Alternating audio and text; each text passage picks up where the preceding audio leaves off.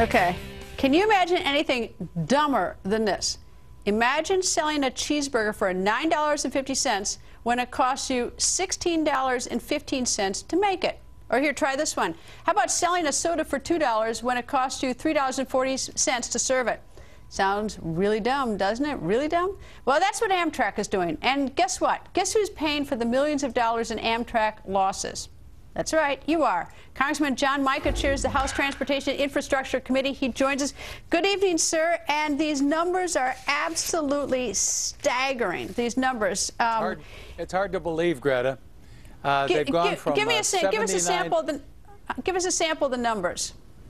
Well, they've gone in the last 3 years from $79 million a year loss. Now, this is captive food service. You can't go anywhere else.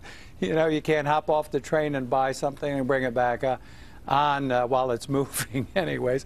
But they've got captive service. $79 million loss 3 years ago. Now they've got it up to $84.5 million loss.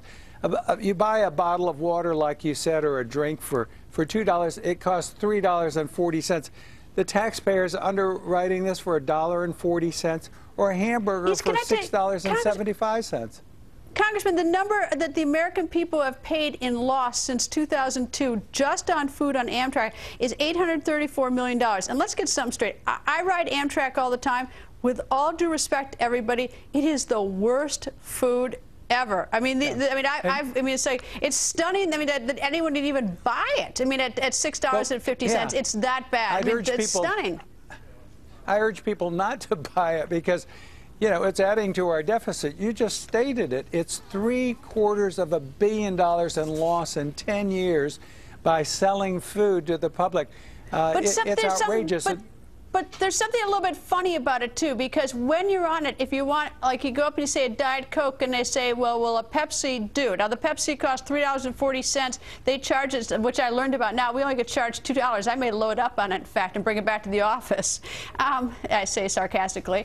But the fact is that, like, why are they only selling Pepsi? I mean, are they doing any effort to sort of, you know, wheel and deal with Coca-Cola to try to get a better deal at $3.40 a can? Yeah. Well, we haven't looked into their choice of vendors, but, you know, this is again one of those tips of the iceberg. They have 1,200 employees. Last time we investigated it, I had the Inspector General look at it, and we found hundreds of thousands of dollars being ripped off. They use cash.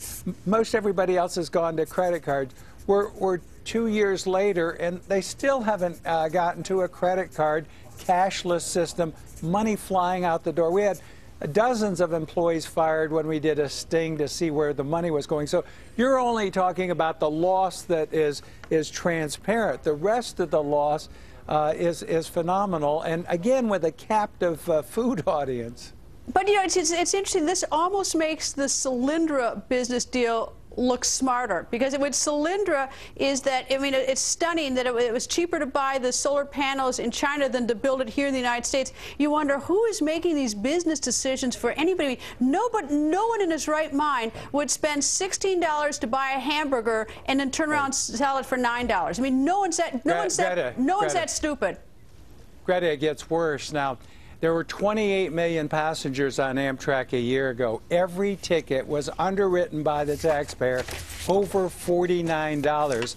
And if you amortize the stimulus money that went for 3 years into Amtrak, that shoots the cost of every ticket subsidy to $99 for the taxpayers. It's absolutely outrageous. But I'll tell you from the corridor from Washington, New York, it is almost always filled.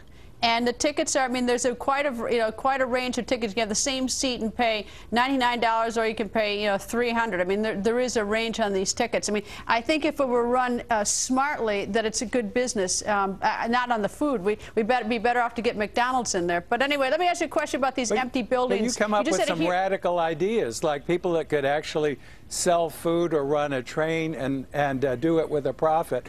You're outrageous, Greta. But anyway, let me ask you a quick question. We have less than a minute left. What's the story at some hearings on an empty building? Another one, Greta. Our first one out in the field in my state. 178,000 square feet, a courthouse empty in Miami for 5 years. And the guy that's running it, who came and testified, I asked him if he'd been one of the people who got a bonus. Now here, he's losing money, $1.2 million a year, and he got a bonus. He wouldn't tell the committee how much he got, but we'll find out. You heard about the outrageous bonuses and the multi-billion-dollar losses for all these properties across the country. Our next hearing will be in Los Angeles. Stay tuned. We're going to take these buildings down one at a time.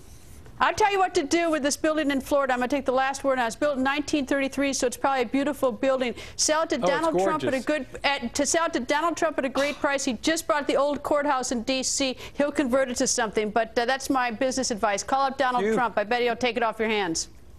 You're a radical woman. Thank you. Congressman, thank you. Coming up, wait until you